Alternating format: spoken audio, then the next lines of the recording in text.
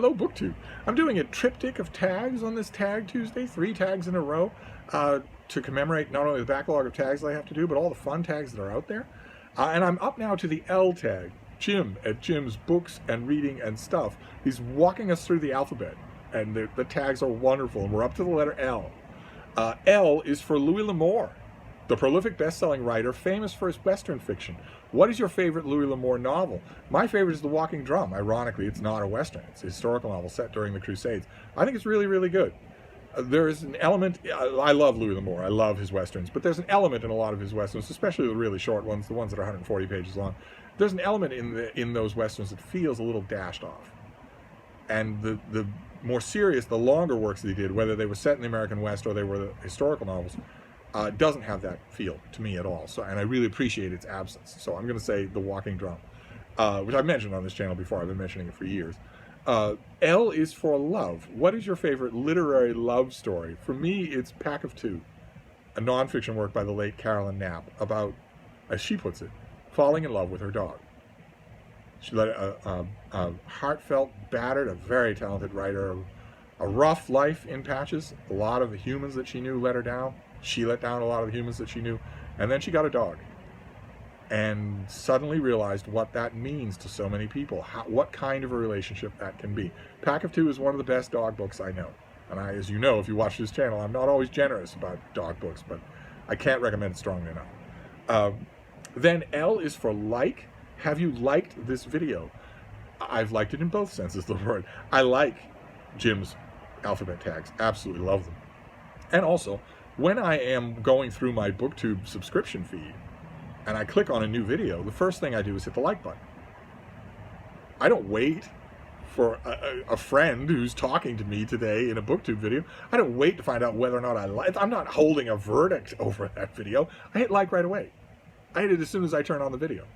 I hit like right away. I like the fact that you made this video in order to talk to me and all your other subscribers. I like that. Regardless, I don't have to agree on the fine points of what you think about, the little world of Don Camillo in order to decide whether or not I like the video. I like it right away. So I've liked his video in both senses of the word. L is for language. Have you any books in a language you can't read? What languages can you read in? First part of this prompt, I just don't understand at all. Why would you have a book in a language you can't read?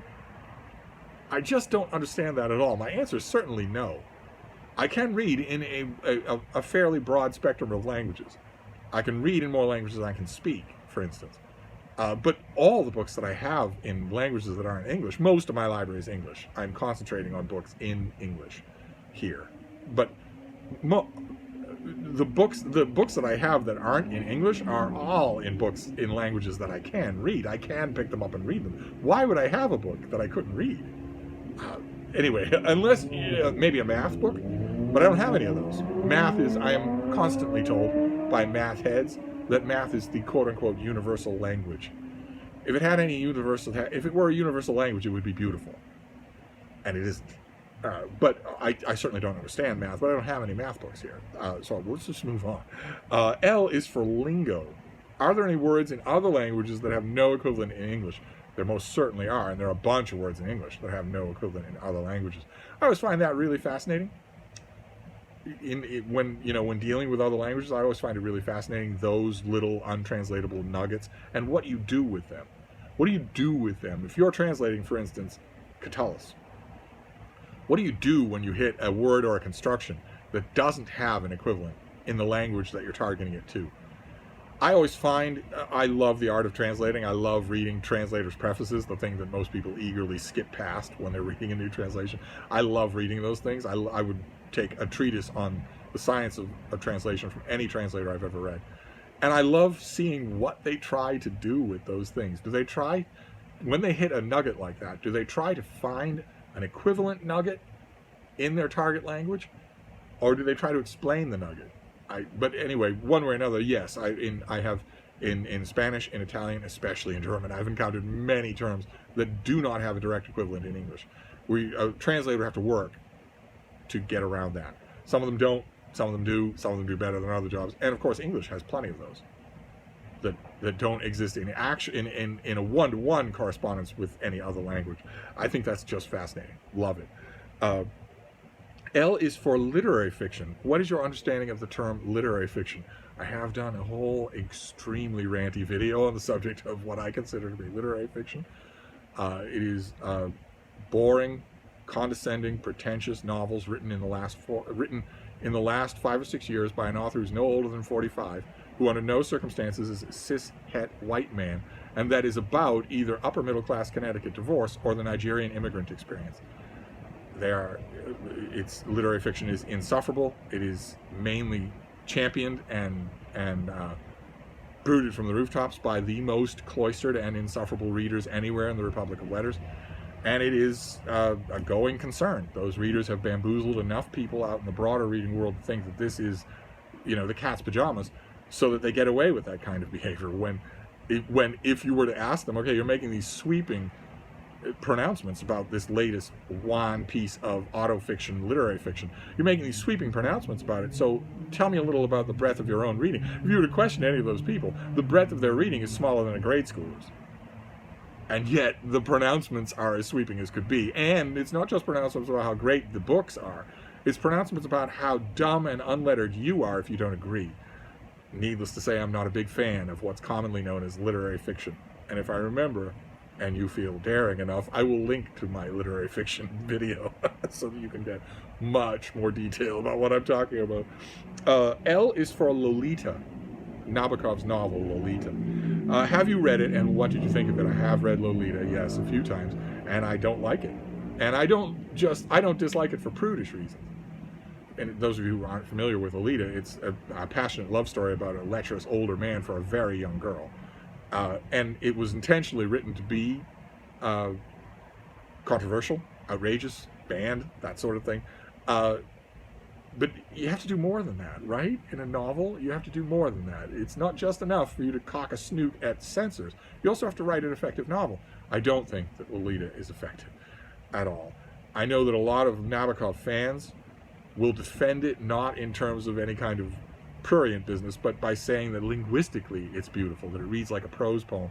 I've never seen that. Never seen it. I'm not totally writing Navikov off. His nonfiction I absolutely love. His translations I absolutely love, even though that's a little controversial.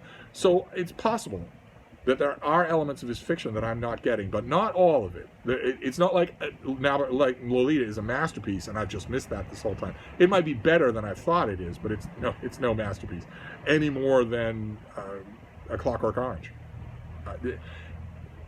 I've read it. I don't recommend it. Even when people ask me, what about modern Russian novels? There are plenty of things I could recommend. This isn't one of them. Even when people ask me about Navikov, there are plenty of things that I could recommend aside from Lolita. So it's not a very good response. Then L is for London. London also cropped up in another tag that we're doing today. What is your favorite book set in London? As Jim points out, there are an endless number of books set in London, and I've read The Buddha of Suburbia, Hanif Qureshi. That is such a moving book, such a wonderful book. But for me, I think the book that came foremost to mind is New Grub Street by George Gissing. George Gissing was a prolific writer who wasn't usually good. I hate to say that because he had a hard life, but he wasn't usually good. Every once in a while he would write a book where his genius gelled with his subject matter, and the book was standout. I believe The Odd Women is one of those books, and New Grub Street is another one of those books. And naturally, I'm predisposed to like it because it's about, in large part, it's about my own profession of freelance writing for pittances on deadline for tyrants or great people who don't know what you're talking about, or for an uncaring readership. That sort of thing is brought to life really well in New Grub Street. There's a personal sort of larger plot that isn't quite as effective. I don't think that Gissing was a particularly good writer. If you get 30 times at bat and you write two good novels out of all that time, then you're probably not a good writer. You probably come up with something else, maybe sold insurance. But one way or another, New Grub Street I can certainly recommend, and it's breathes London in a way that a lot of the fiction of, for instance, Anthony Trollope does not. Then let's see here. L. The next prompt is L is for librarian. Do you have a favorite librarian? Even if Vermonters weren't so fond of their guns, I would still have to say yes, I do. I actually know at the moment 3 librarians. One works for a very large and well-known and very old and storied library in Italy. Let's just put it that way. He's worked there forever. One works in the American States in a larger sort of system library. It has personnel, it has branches, that sort of thing. And one, my favorite librarian, is the library director, Mark Richardson, of the BookTube channel, Richardson Reads, is the library director for the Wethersfield Proctor Library, in a tiny town in Vermont. It's a beautiful, cute little library. That is, Mark would never say it himself, but I can definitely say it. I've seen it. It is an enormously better library now than it was when Mark found it. He has, beyond any shadow of a doubt, he has improved it.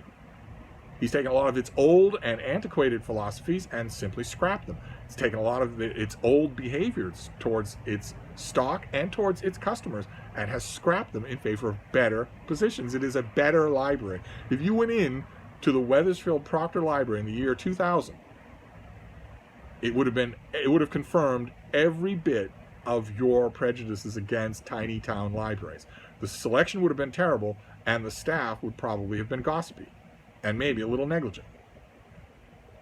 You go into the Wethersfield, the same building, the Wethersfield Proctor Library in 2021, not only will you appreciate how you're treated, but I guarantee you'll find something that you want to borrow from a library that has fewer books than I do. Much less fewer books than Mark does. Mark's personal collection of books dwarfs the collection in his own library. But if you went in there, you would find a gem of a small town library. So I'm going to say Mark Richardson. It's not just because I'm angling for a return visit to the old house in Vermont and a further stack of potato pancakes and drunken late night Star Trek watching. Although those things sound wonderful, because they are. And it's not just that; it's also that I think it's true. So there you go. And then the final prompt here for the L tag is L is for last. What is the last book you read? I just read it, and it was wonderful. It's this thing. This is Anthony Cronin's biography of Samuel Beckett, and I just got it yesterday, and I had a huge brattle haul yesterday. I had a lot of mail yesterday and today, a lot of book mail. So I had a lot of other calls on my time, and I chose this and fell into it. I have been told by someone who knows what they're talking about that this may not even be the best Beckett biography, but I loved it, and a Beckett biography is going to have to work pretty hard to beat this in my estimation. The question that you might be wondering about is, has it changed your mind on Beckett himself, on reading his own literature? It hasn't really. It hasn't really, but not so far. But I loved it. It's going to be one of the best biographical reading experiences that I have this year. I feel certain of that. Although the mainstream book publishing world could prove me wrong about that. The mainstream American book publishing world tends to leave their salvos of major biographies for the autumn and winter. So that list tends to be very sparse until September, October, November, and then it's blasted. Then you get blasted with titles. It could be that some masterpieces turn up then. That could easily happen. We shall see. But in the meantime, as a biographical reading experience, I'm very glad I picked this from among many other candidates at the Brattle Bookshelf. So there you go. That is the L tag, the latest tag in Jim's alphabet tag series, which I'm hoping that he continues all the way to Z. Don't know what he's going to do for Z. But the key here is, for the alphabet tag or for Mark's ongoing tags or taking us traveling, isn't the prompts, it isn't the superstructure, it's the prompts. The prompts are wonderful in all of these cases, in both those cases. So whatever the M tag is, I'm right there for it. So I'm gonna wrap this up for now, but I'll be back. Thank you, BookTube.